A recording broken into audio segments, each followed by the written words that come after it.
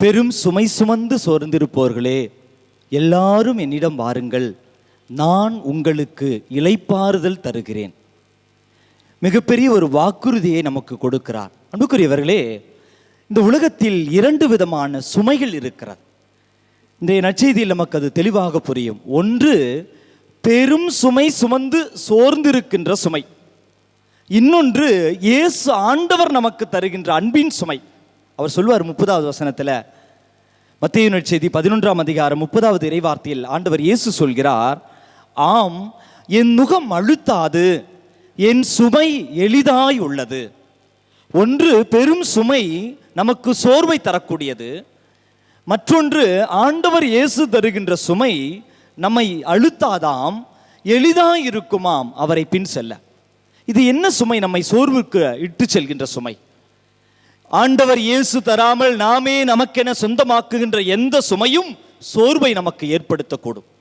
பாவத்தினுடைய சுமைகள், தீய எண்ணங்கள், உறவுகளின் காயங்கள், மன அமைதியை இழக்க செய்கின்ற தருணங்கள், வட்டியும் கடனும் பெற்று பேராசையோடு வாழ்ந்து கொண்டிருக்கின்ற நிலைமைகள், இறை நம்பிக்கையற்ற நிலைமை, பயத்தில் குற்ற உணர்வில் வாழ்கின்ற நிமிடங்கள், இப்படி ஆண்டவரை மறந்து அவர் தருகின்ற ஆசீர்வாதங்களை மறந்து நாமே நமக்கென சேர்த்து வைக்கின்ற சுமைகள் எல்லாம் பெரும் சுமையாகவும் சோர்வை ஏற்படுத்தக்கூடிய சுமையாக, அழிவுக்கு நம்மை இட்டு செல்கின்ற சுமையாக மாறுகின்றது. அது ஆண்டவர் தருகின்றது அல்ல, நாமே நமக்கென சொந்தமாக்கி கொண்டது. அன்புக்குரியவர்களே, அப்படிப்பட்ட பெரும் சுமையை சோர்ந்து நீ தளர்வுற்றாலும், வேதனையில் வாழ்ந்து கொண்டிருந்தாலும், மன கவலையில் நீ வாழ்ந்து கொண்டிருந்தாலும், ஆண்டவர் சொல்கிறார், இந்த நாளில் அழைப்பு விடுக்கிறார், நீ என்னிடம் வா, நான் உனக்கு இளைப்பாறுதல் தருவேன். நீ எப்படிப்பட்ட சுமையாக இருந்தாலும், என்ன பிரச்சனை உன் வாழ்வில் இருந்தாலும், ஆண்டவர் சொல்றார், நீ என்னிடம் வா. வேறு எங்கு சென்றாலும் உனக்கு இளைப்பாறுதல் கிடைக்காது, வேறு எங்கு சென்றாலும் மன அமைதி உனக்கு கிடைக்காது. இதோ படைத்தவர், நேசிக்கிறவர், அன்பு செய்கிறவர், நம்மை மீட்க இந்த உலகத்திற்கு நமக்காக மனிதராக பிறந்தவர் நம்மை அழைக்கிறார். பெரும் சுமை சுமந்த பிள்ளையே, என்னிடம் வா, நான் உனக்கு இளைப்பாறுதல் தருகிறேன். அன்புக்குரியவர்களே, ஆண்டவர் இயேசு தருகின்ற சுமையினுடைய சிறப்பு என்ன? அது எளிதாக இருக்கும் என்று நாம் தியானித்தோம். அது அன்பின் சுமை, அது இரக்கத்தின் சுமை, அது மன்னிப்பின் சுமை, அது புரிதலின் சுமை, அது விட்டு கொடுக்கின்ற சுமை, பிறரை, நம்மை விட பிறரை மேன்மையானதாக கருதுகின்ற சுமை. ஆண்டவரை பின் செல்கிற பொழுது அப்படிப்பட்ட சுமையோடு இயேசுவை பின் செல்ல நம்மால் முடியும். ஆனால் நம் வாழ்வில் எந்த சுமைகளாக இருந்தாலும் ஆண்டவர் நம்மை அழைக்கிறார் இளைப்பாறுதல் தருவதற்காக.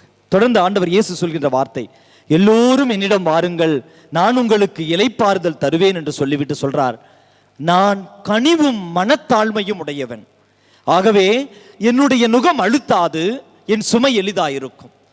ஆண்டவர் தருகின்ற சுமையினுடைய சிறப்பை தான் சொல்கிறார்கள், கனிவும் மனத்தாழ்ச்சியும். தொடர்ந்து இயேசு சொல்வார், என்னிடமிருந்து கற்றுக்கொள்ளுங்கள், அவரிடமிருந்து அன்பையும் இரக்கத்தையும் மன்னிக்கின்ற குணத்தையும் இறைவாழ்த்தையை வாழ்வாக்குகின்ற குணத்தையும் செயல்களில் வெளிப்படுத்துகின்ற குணங்களை எல்லாம் ஆண்டவர் இயேசு சொன்னதை செய்ததை பார்த்து அவரிடமிருந்து கற்றுக்கொண்டு வாழ இறைவன் நமக்கு அழைப்பு விடுக்கிறார்.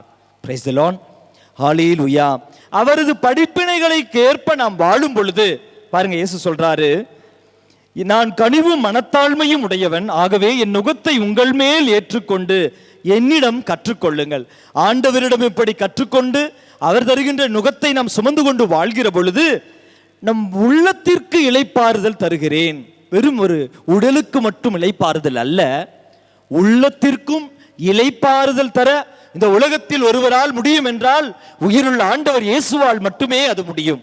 உன் உடலுக்கும் உள்ளத்திற்கும் ஆன்மாவிற்கும் இளைப்பாறுதல் தருகிற ஆண்டவர் நம்மை இன்று அழைக்கிறார்.